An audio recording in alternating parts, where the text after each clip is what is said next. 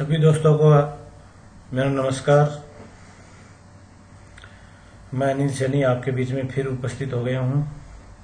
आज का जो टॉपिक है वो सब्जियां, पेड़ पौधे और फसलों में वायरस को किस तरीके से आप कंट्रोल कर सकते हैं, उसका मेरा जो पिछले 15 सालों का जो अनुभव है वो मैं आपके साथ शेयर कर रहा हूँ।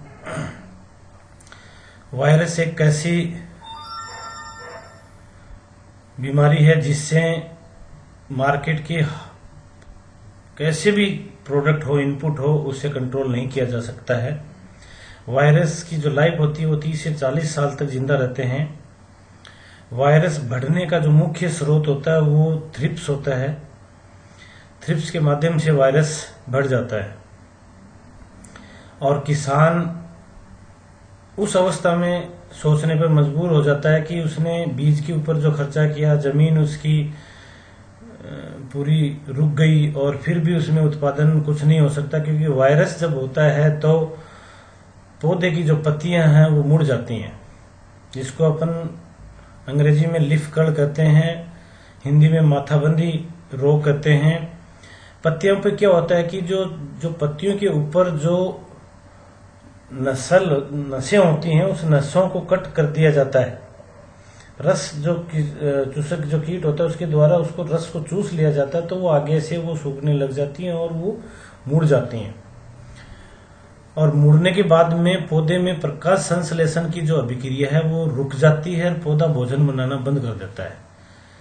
अगर फ्लावरिंग की पोजीशन में ये रोग आ जाता है तो फ्लावर्स ड्रॉप होने लग जाते हैं और फ्लावर्स फिर पुनः दोबारा भी नहीं आ पाते हैं, क्योंकि पौधे में जब ग्रोथ करने की क्षमता खत्म हो जाती है तब पौधा किसी भी रूप में, किसी भी स्थिति में नहीं आ जाता है। फिर वो पौधा धीरे धीरे उसकी पौधे की जो पत्तियां वो किनारों पे सूखने लग जाती हैं और सूखने के बाद में उन पत्तियों को मुड़ जाती है और पौधा फिर पूरा जला हुआ सा दिखने लग जाता है। वायरस जन्म जाता है, मिट्टी के अंदर पाया जाता है। जब अब अपनी जो फसलें जो होती हैं वो मिट्टी पे उगती हैं, जब अपन फुहारों के द्वारा या किसी बारिश जब हो जाती है तब वो जो जमीन की जो मिट्टी है वो पत्तों पे आ जाती है और पत्तों पे आने के बाद में वायरस बढ़ना शुरू हो जाता है। और उसमें अगर थ्रिप्स का अटैक हो गया तो वायरस बहुत तेजी से आगे बढ़ जाता है। इतनी तेजी से बढ़ता है कि पूरे खेत को वो वायरस रोगग्रस्त कर देता है। वायरस को हटाने के लिए या उसको रोकथाम करने के लिए अपने को कुछ तो प्रैक्टिसेस अपनानी पड़ेंगी। जैसे जमीन के जो नीचे के हिस्से से 6 इंच की जो पत्तियां हैं उनको अपने को हटाना पड़ेगा, चाहे वो मिर्ची के पौधे हों, टमाटर के पौधे हों या हॉर्टिकल्चर प्लांट्स हों। नीचे की जो जमीन से जो मिट्टी उछल कर पत्तों पे आ सकती है उतने लेवल तक उसको हटाना पड़ेगा। दूसरा, उसका कंट्रोल अपन कर सकते हैं। नेटवर्क प्राइवेट कम्युनिकेशन के जो इनपुट हैं जो एग्रीकल्चर में काम में लिए जाते हैं उनका बेहतरीन रिजल्ट है। उसका जो पहला जो प्रोडक्ट है वो इंटेक्ट है। इंटेक्ट में नीम ऑयल जैसे इंग्रेडिएंट्स इसके अंदर मौजूद होते हैं और इस इंटेक्ट के अंदर जो तत्व मौजूद होते हैं वो रस चूसक जो कीट है इस तत्व को अपने अंदर शरीर के अंदर ग्रहण करता है, तो उसके अंदर प्रजनन क्षमता खत्म हो जाती है और एक भूख लगने की जो भूख क्षमता है वो धीरे धीरे कम हो जाती है, तो पौधे को नुकसान कम होता है। दूसरा, इसका जो प्रोडक्ट है इसके साथ जो मिक्स करना है, इंटेक्ट को एक टंकी में 15 से 30 ml तक लिया जा सकता है। अगर असर उसका ज्यादा है तो 30 ml का प्रयोग करें, 2 ml प्रति लीटर, और असर मीडियम है तो उसको आप 20 ml का प्रयोग करें और नॉर्मल अवस्था में है तो 15 ml का प्रयोग करें प्रति लीटर पानी में। प्रति लीटर एक टंकी में इसका प्रयोग करें और इसके साथ में प्रति टंकी 10 ml बायो 95 का यूज करें, क्योंकि इसकी जो क्रियाशीलता है वो बायो 95 बढ़ा देते हैं और इसको आयनिक फॉर्म में जल्दी कन्वर्ट कर लेती है। और इसके साथ जो मेरा अनुभव है, इन दोनों प्रोडक्ट को तो काम में लेना ही लेना है। और इसके साथ में जो गाय के दूध से जो बनी लस्सी है उसको कम से कम 72 घंटे तक सड़ाकर रखनी है।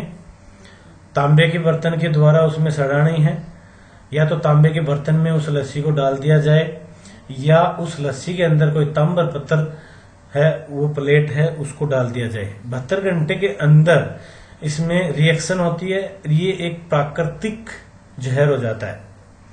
ये इतना जहरीला होता है कि अगर आप इसका प्रयोग करना चाहें तो भेड़ बकरियों पे या किसी पे, कुत्ते पे अगर करेंगे तो 15 मिनट के बाद ही वो खून की उल्टियां होनी शुरू हो जाएंगी। तो इसको, खट्टी लस्सी को प्रति टंकी 1 लीटर लेना है।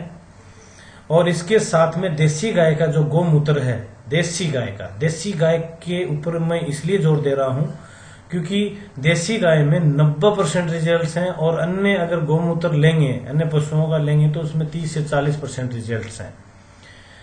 देसी गाय का ताजा गोमूत्र है, वो 1 लीटर लेना है। तो मैं आपको एक बार पुनः बता देता हूं कि 1 टंकी में 1 लीटर खट्टी लस्सी जो तांबे के बर्तन में 72 घंटे सड़ी हो, 1 लीटर ताजा गोमूत्र जो देसी गाय का हो, और 15 से लेकर 30 ml इंटेक्ट को प्रयोग करना है। और प्रति टंकी 10 ml इसको बायो 95 को लेना है। ये सॉल्यूशन मिलाकर आपको स्प्रे करना है। स्प्रे करने का जो समय है वो सुबह 11 बजे से पहले कर सकते हैं, शाम को 5 बजे के बाद कर सकते हैं, क्योंकि तेज धूप में इनके जो कंटेंट्स हैं वो जल्दी उड़ जाते हैं, जो पौधे को नसीब नहीं होते हैं। ज्यादा कारगर जो होता है कि शाम के समय अगर आप स्प्रे करेंगे तो जो नमी होती है उस नमी से पूरे पौधे पर ये चला जाता है, पौधे की पत्तियों के ऊपर और नीचे भी आ जाता है, और वो सुबह की जो धूप लगेगी तो उसमें ये वर्किंग स्टार्ट कर देगा। ये मैंने प्रयोग किया है, देसी जो मिर्च है उसके अंदर प्रयोग किया है, और टमाटर के अंदर प्रयोग किया है, भिंडी की जो पत्तियां होती हैं उसके ऊपर प्रयोग किया है। बहुत बेहतरीन रिजल्ट हैं।